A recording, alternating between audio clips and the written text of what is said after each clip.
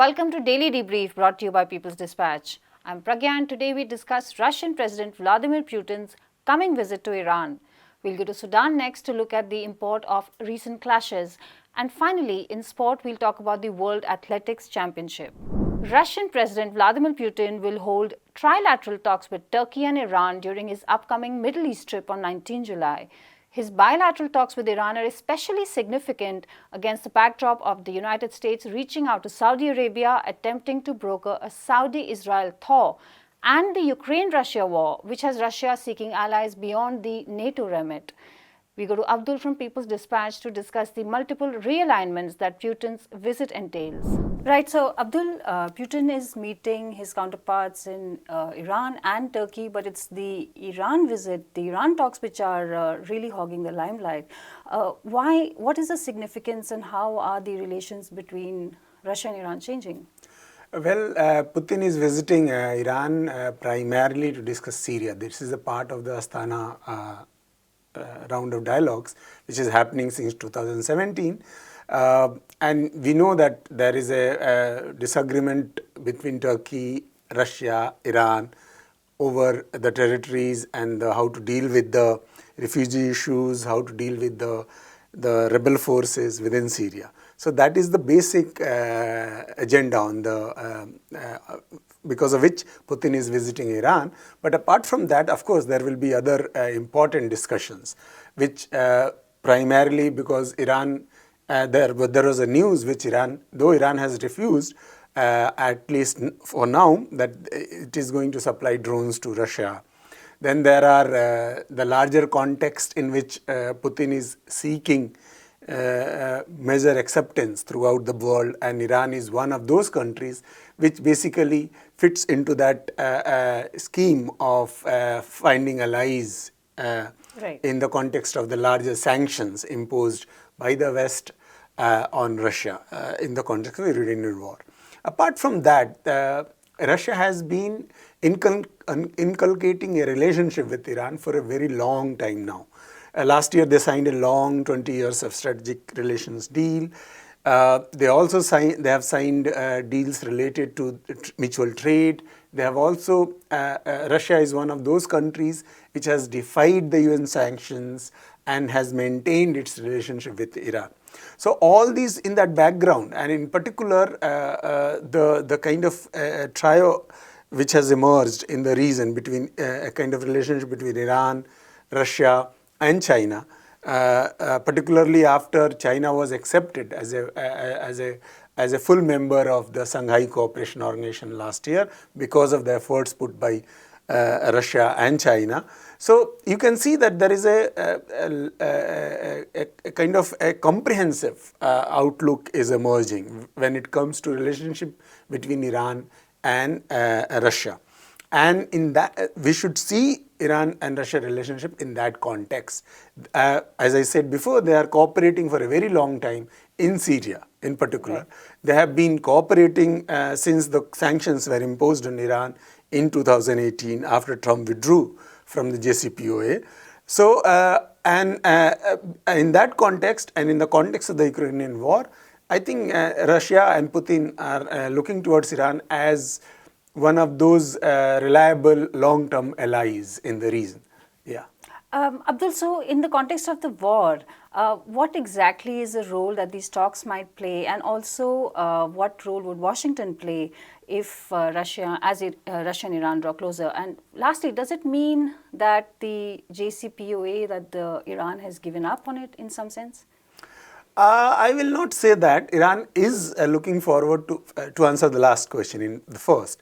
Iran is looking forward to kind of rejoin JCPOA primarily because it gives a benefit which bilateral relationship between Russia and Iran may not give.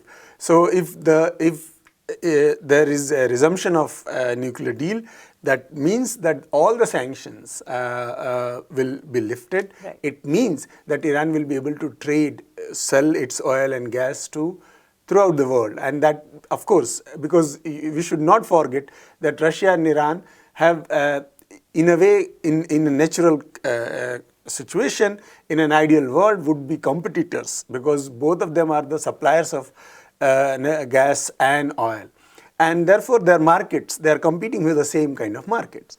So since there is an extraordinary condition created because of the sanctions imposed by US in 2018 onwards, there are other factors which have become more important than their natural competitiveness, and that is why they are coming closer. Apart from that, as I said before, that there are Russia and Iran have started developing a larger strategic outlook vis-a-vis the region of West Asia and the Middle East, the larger Middle East, also towards the Central Asia. If you see, Iran and Russia are cooperating in Afghanistan. Right. They are cooperating in other Central Asian countries as well. There is a talk of a north-south corridor which will basically link India through Iran to Russia, which is seen as an alternative to Suez Canal trade route. So, which also has links with China. Then I was talking about Shanghai Cooperation Organization. So particularly because both Russia and Iran are victims of Western sanctions, both of them have been sidelined. There were attempts to sideline them. When it comes to Iran, there is an attempt to inculcate Saudi and Israeli hostilities vis-a-vis Iranian in attempts to kind of gain greater foothold in the region. US is trying to do that, has been trying to do that, and even during the recent visit to Saudi Arabia and Israel, Iran was at the center of it. Both in Israel, Biden signed an agreement with Israel saying that it will try to do everything possible to stop Iranians from gaining nuclear weapons. In Saudi Arabia, Biden agreed, basically pushed the GCC plus other countries in the region to create a broader alliance vis-a-vis possible Iranian threats in the region. Right. So there has been attempt to sideline Iran in the region. There has been attempt to sideline Russia in Europe. So of course, because of that strategic calculation, there is a natural affinity which is emerging, and not only in terms of a strategic, but also in terms of economic cooperation and other spheres of bilateral relations. So that relationship is becoming, you can say, multifaceted. All right. So, Abdul, the changes that we talked about all last year are now slowly turning out to solidify in the Middle East and beyond. Exactly. Thanks a lot for your time. On Sunday, Sudanese forces fired tear gas upon anti-coup protesters in Khartoum. Sudanese people have been opposing the military takeover of their country in October 2021. Sunday's protesters were attempting to also draw attention to growing conflicts between Sudan's tribes since the coup. Violent crackdowns have become a regular feature at protests, while the country's economy struggles to provide basic amenities. We'll talk to Prashant from People's Dispatch about these clashes. Hi, so Prashant, what do we know about the situation so far in Sudan? There's talk about clashes. What's going on there? Right, so this is taking place in the Blue Nile state, and a lot of media reports have, of course, focused on the fact that this is what is called tribal violence. And in this case, of course, there are two tribes involved, the Hausa and the Berta communities. Now, but I mean, a lot of the problem with a lot of this reportage also is that it sort of paints it as this kind of conflict due to tribal passions or whatever, this kind of very stereotypes which are very dangerous. But there is a far more deeper and more complicated history about this, which actually many the organizations right now protesting in Sudan have pointed out. One of the facts, of course, is that the Blue Nile state is generally controlled by this organization or the faction of this organization called the Sudan People's Liberation Movement North. And this is one of the groups that signed what is called the Juba Peace Accords towards the end of 2020. Now, the Juba Peace Accords were supposed to end the battle between various armed groups and the government. But what actually happened was that these armed groups basically ended up sharing power with the military junta. And they had retained pretty much more or less their fiefdoms. So that's one part of it. There are apparently rumors of conflicts between various sections of this organization itself.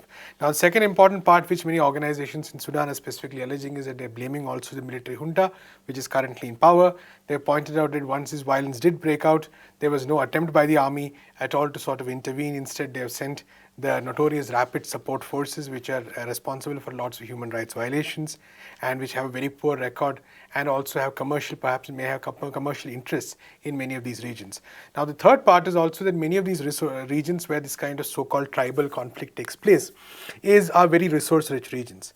So, Okay. organizations from the left, especially in Sudan, have been pointing out that a lot of this tribal violence is basically often state-sponsored, and there is a much stronger agenda behind it to actually remove the population as much as possible so that these resources can be extracted by commercial interests easily, without any complications, not all those pesky people.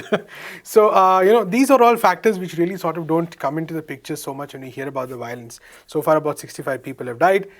There is a lot of unhappiness with the military junta among organizations for not intervening properly, because generally there is no shortage of militarization in Sudan, which we'll come to later. But in this situation, it seems to have been very different. We saw the same thing happening in Darfur also recently, Right. when there was a huge amount of violence, tens of thousands of people got displaced.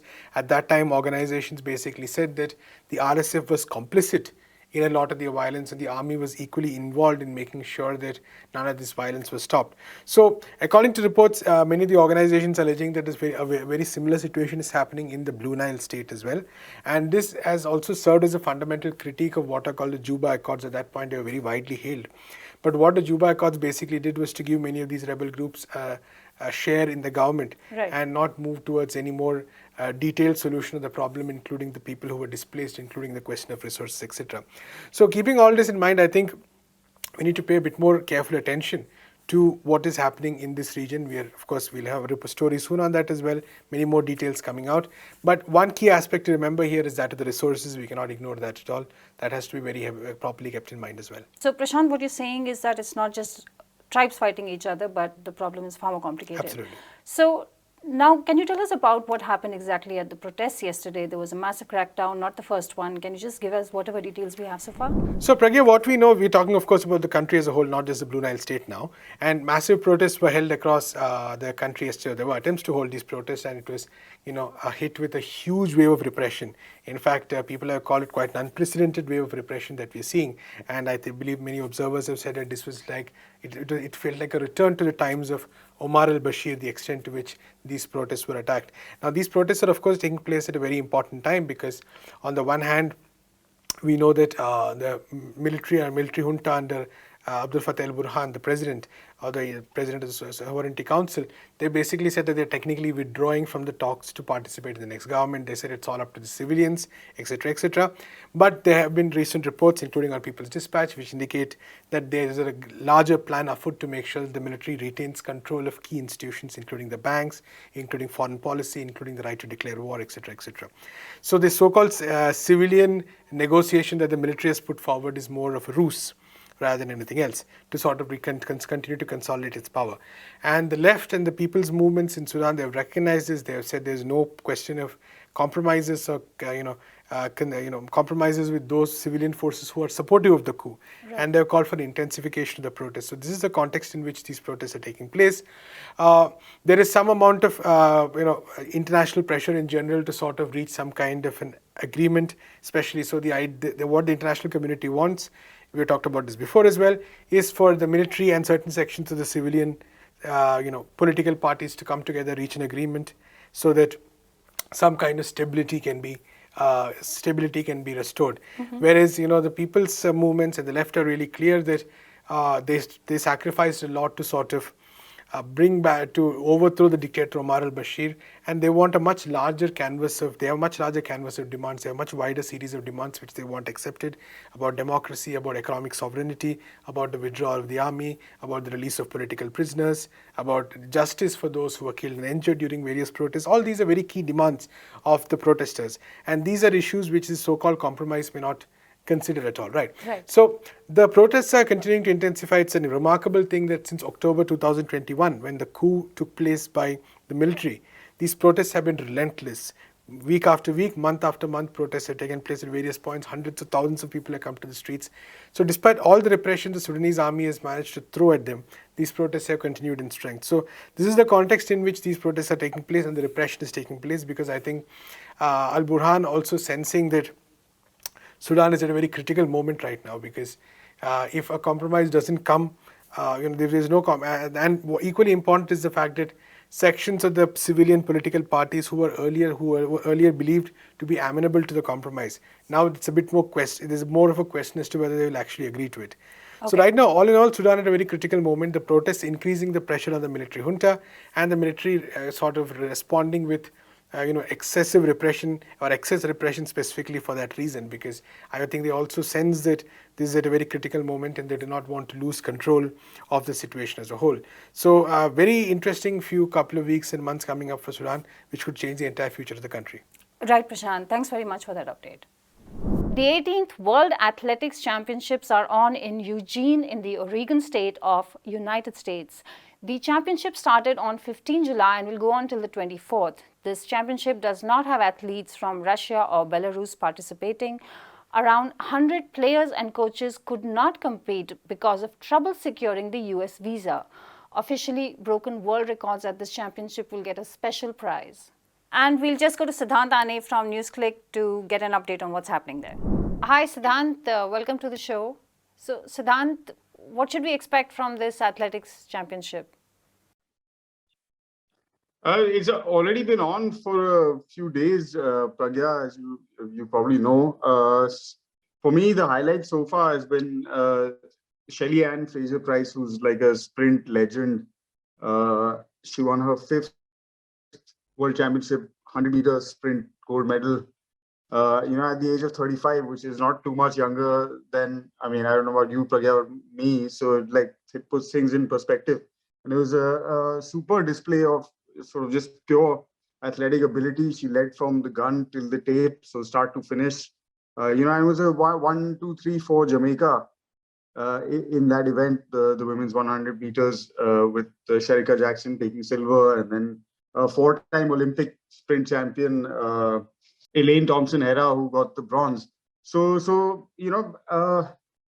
The Athletics World Championships is always interesting because for most of the world that doesn't get a chance to really watch these kind of competitions on a regular basis, it gives us a chance to, even if it's on television or now through the internet, to see some of the best athletes in the world. Because otherwise, it's only really the Olympic Games when these events are broadcast widely and all of that. Otherwise, only very small audiences, mostly restricted to Europe, have access to these kind of events, and the US, of course.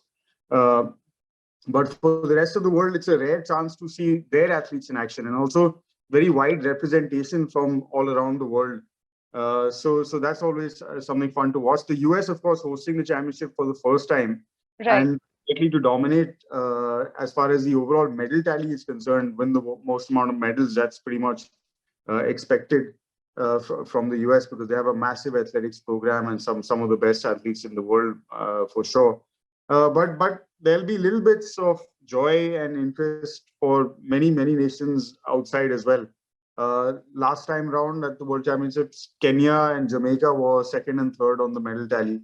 So in other sports, not necessarily do these smaller countries get such a wide sort of chance to showcase their talents and win so many medals. So athletics is fun that way to watch. Felix, who's another legendary sprinter, 4-time World Championship gold medalist individual, and she's won 19 medals in total at the World Championship. So an absolutely incredible career that has come to an end.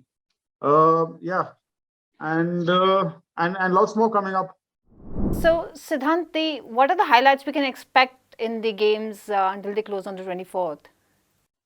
So yeah, it depends again, Pragya, entirely where you come from and what your interest is in these championships. There's lots of fun stuff coming up. For example, just today is the women's triple jump competition gets underway, and that starts just in a few hours from now. And Yulimar Rojas of Venezuela is one of the big stars currently in world athletics. Someone who is, after what's his name, Usain Bolt kind of called quits on his career, there was a big crisis looming for world athletics. How will we find, because it was assumed that so much money and so much of the support that athletics got was because of the interest that Usain Bolt himself as a single athlete drummed up.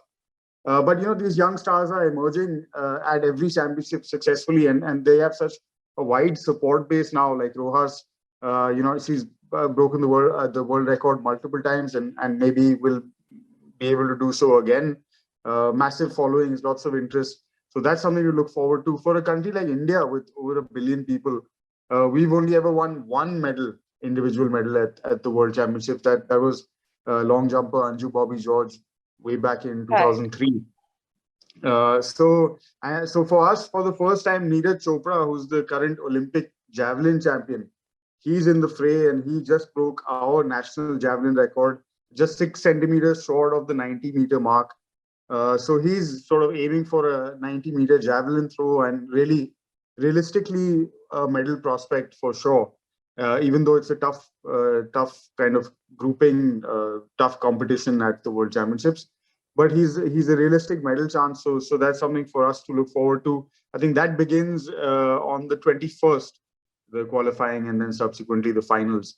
So there will be plenty more, both from the track and the field, to look forward to, Pragya, and also in the wider context of how sport is going and the politics that's going on with the US creating so many currently divides. I think you mentioned how many athletes were not able to procure visas and things in time to travel in for these championships. Having the event itself always kind of puts the perspective back on the athletes in the sport that are supposed to be at the center of all of this, but also gives us an opportunity to then look at the environment in which all of this is operating. Like you mentioned, the ban regime has well and truly entered sport. So that will remain, I think, a constant feature. And these events also put some of that into spotlight. Right, Sudan. Thanks a lot for that update. And that is all we have for you today on Daily Debrief. Do come back to us tomorrow. And for more stories like these, visit peoplesdispatch.org and follow us on Facebook, Twitter, and Instagram for news and analysis from around the world.